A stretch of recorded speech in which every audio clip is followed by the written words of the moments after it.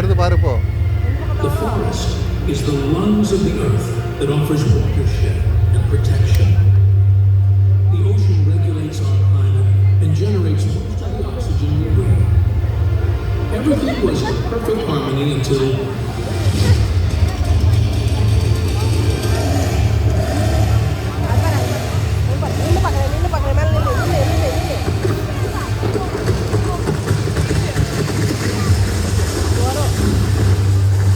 the leading cause of biodiversity loss is deforestation. Many species are threatened with extinction because their vital habitat is being destroyed.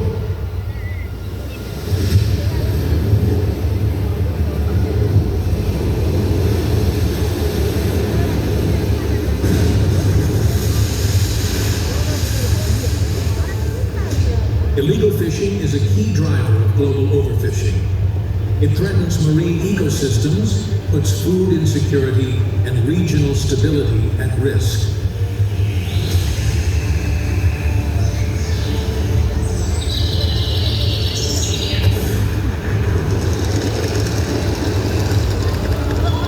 As human populations have grown, so has the demand for wildlife. Wild animals are being poached on a massive scale, with millions of individual animals worldwide killed or captured from their native habitats.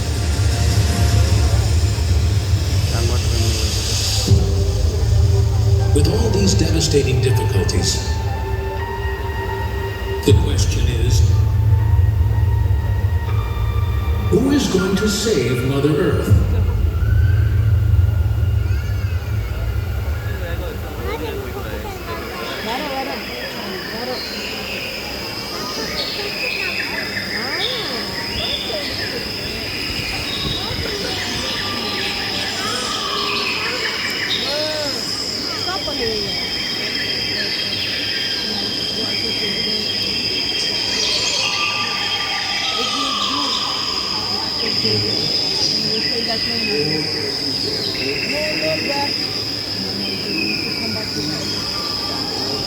Oh, wow.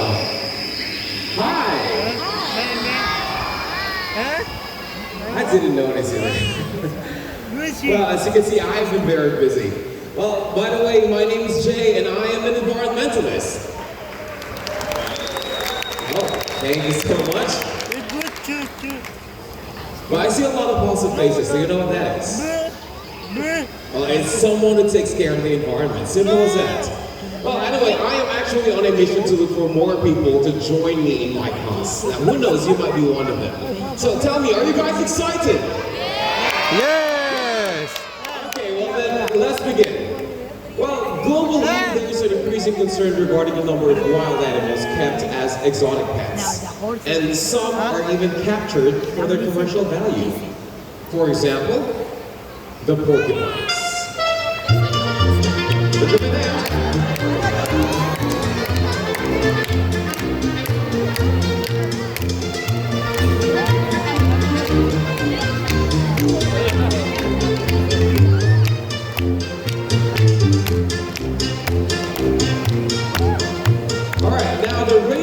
Indian-crested porcupines covers a huge territory stretching across Southeast and Central Asia and some parts of the Middle East. Now, they are hunted for their meat, which is considered a delicacy, and for their quills, you see the spiky thing on their backs, which are being used for traditional medicine, ornaments, and good luck charms. Now, their quills are believed to heal illnesses such as fainting, lethargy, and swollen legs. Additionally, they are sometimes targeted as agricultural pests because they feed on farmers' crops and may be killed as a result. Well, you know what, I have to admit, just by looking at them, well, they may look very intimidating, but they are actually very gentle creatures. So there you have it, ladies and gentlemen, our porcupine!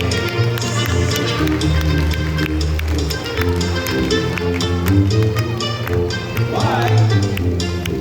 Okay. Well, you know what, those are just an example of a wild animal that you will be seeing today. We still have an entire adventure ahead of us, alright? Well, speaking of wild animals, did you know that... Hey! What are you doing here? I said wild animals. Okay, these are not wild animals. These are goats. Okay, go back inside. Come on. Back to the yard.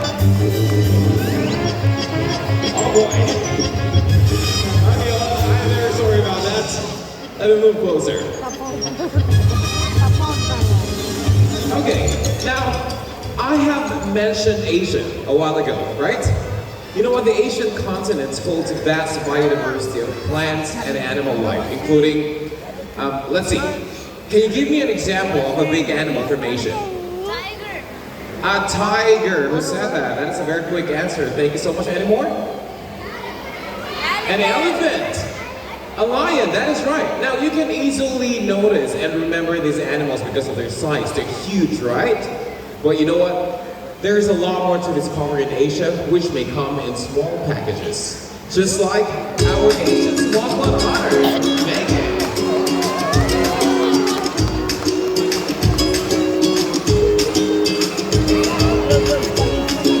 Let's go, Megan.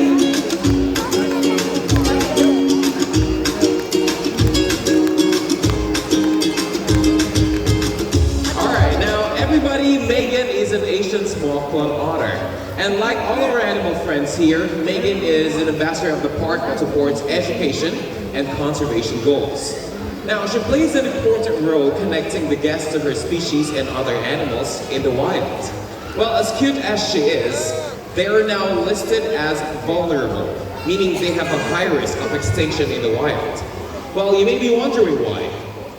Well, that is because they're being taken as pups or babies to be used as pets and attractions for establishments such as otter cafes, wherein wild otters are interacting with paying customers.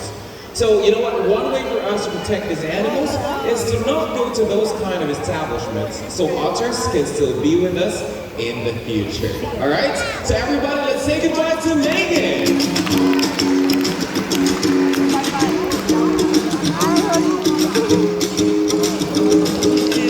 Look at that. To dig around. But instead of being in the water, they prefer to stay on land. Well, I'm talking about the Kawadi Moodies. Here they come. Let's go.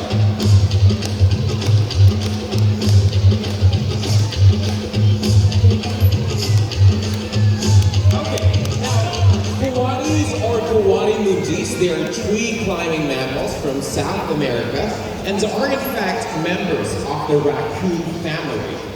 Now, while they spend most of their day searching for food on the ground, they do their sleeping, mating, and birthing in trees. That's why trees are very important for these animals. Now, everybody, take a look at this. Let's go. So, get closer. All right. Now, Kawadi Moodies, they have a very good sense of smell, that they can exactly pinpoint the location of the food. After that, they will use their paws to dig around to uncover the food that is hiding under soil or under dried leaves, or dried grass, just like this one. Now, as I said, even though they spend most of their time on trees, at the end of the day, on the ground, at the end of the day, they still have to go up the tree and spend the whole night. Now, one of the many reasons why we have to plant more trees. So animals like the Kawadi Moodies can thrive and survive. All right? Everybody have a big hand for our Kawadi Moodies.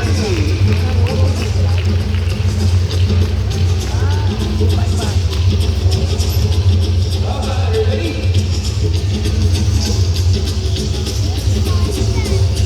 Okay. Now, since we're talking about sense of smell, this next animal actually smells like a buttered popcorn. Do you know which animal smells like a buttered popcorn? Anyone? A raccoon? No, not a raccoon. Well, no one is preparing snacks backstage. It is just a natural set of our next animal, Beanie the Binturong.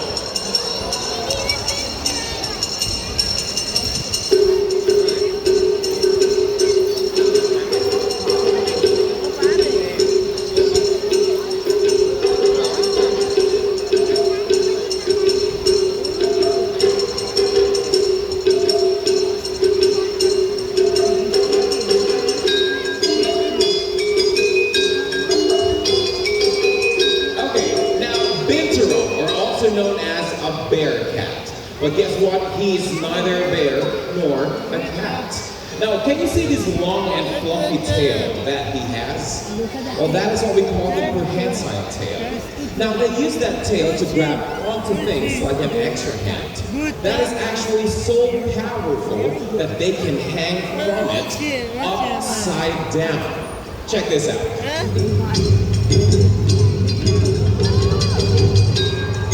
Just like that. Wow, that is one powerful tail, right? Well, you know what? Binturongs can only be found in Southeast Asia, specifically in Malaysia, Thailand, Indonesia, and Palawan Islands in the Philippines. Now, let's go back to that butter popcorn smell. Well, they actually smell like that. They use that scent to mark their territory. It's like a simple way of saying like, hey, this is my treat, so you better get up. Huh. Interesting, right? All right, everybody, that was Vinny. I was Binturong. Ladies and gentlemen, here are our ring-tailed lemurs. Now, did you know that there are over 100 species of lemurs out there? And believe it or not, all of them can only be found in the island of Madagascar in Africa. Wait a moment. All right, now about their tails are as unique to them as fingerprints as to humans. It is different for each lemurs. Now, unfortunately, practices such as cattle grazing, mining, and illegal logging have torn down Madagascar's forests, threatening the population of these animals. But you know what? You guys don't have to worry.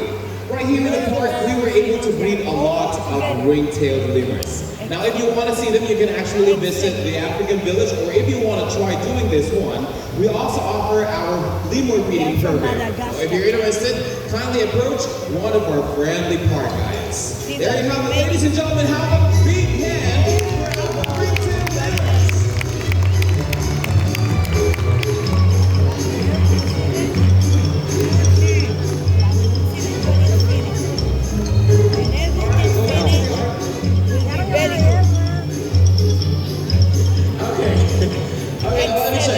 See more.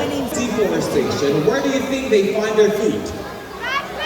In the trash bin, that is correct. Well, raccoons have learned that human garbage are reliable sources of easily accessible food. Because you know what, even why would I waste my energy to bother look for food in the wild when humans serve a whole buffet, right? Well, garbage may not smell very good to us, but for raccoons who are foragers by nature, they find the smell and even the taste of human food scraps very appealing. Look at Dottie right here and Rusty. Well, they have to make sure that everything is finished before they leave. All right, now, Dottie, what did you find there? A lot of food, huh? Okay, everybody, a big hand round for raccoons, come on! Okay, well how about this side? Hi! Are you having a good time so far? You are? Fantastic. Okay, now let me move closer. What is your name? What is it? Suhail. Junaid. Is that right? Everybody a big hand for Junaid and I'm very bad with names, I'm very sorry. Okay, now, gentlemen, I have a question. What is inside the bowl? Fish, that is correct. Well, speaking of fish, do you know which animal loves fish the most? Well, it's none other than our great white pelican.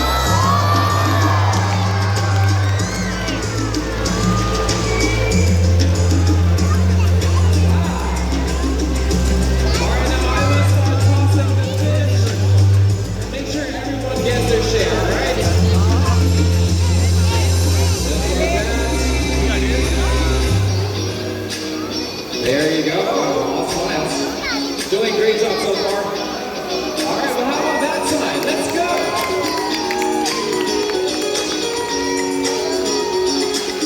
Okay, go back, go back. We have one right here.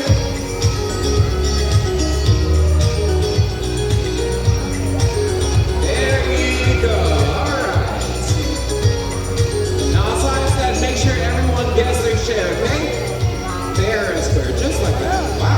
get to feed pelicans everywhere, right?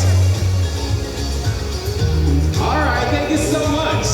Okay, now, an adult pelican may eat up to 1.8 kilograms of fish per day. And that is just for a single individual. Now, these birds, they tend to gather in groups of up to dozens or even hundreds. So imagine if there is no fish in the water. Well, not good news for these giant birds, right? So we better start taking care of our oceans. Don't worry about that one, he knows his way back. All right, but everybody have a big hand for our pelicans.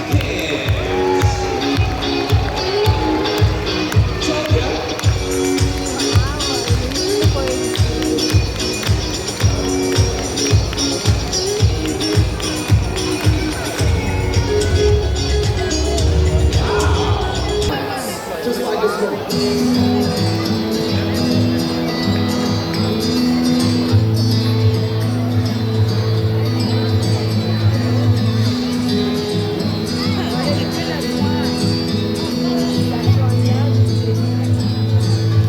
Okay, now do not get me wrong though. Even though they're almost entirely plant eaters, they also eat small fish, worms, and frogs as part of their diet. Now, we still have a lot of swans in the wild.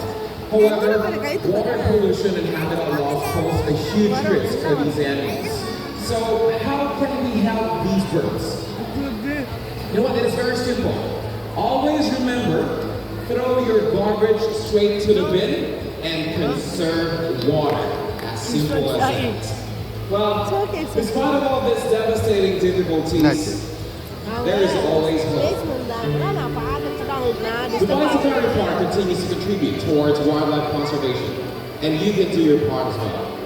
By using less plastic, by planting more native trees, and by not buying exotic animals as pets, you can be of great help. And with this, you too can be an environmentalist, just like us. And together, we can save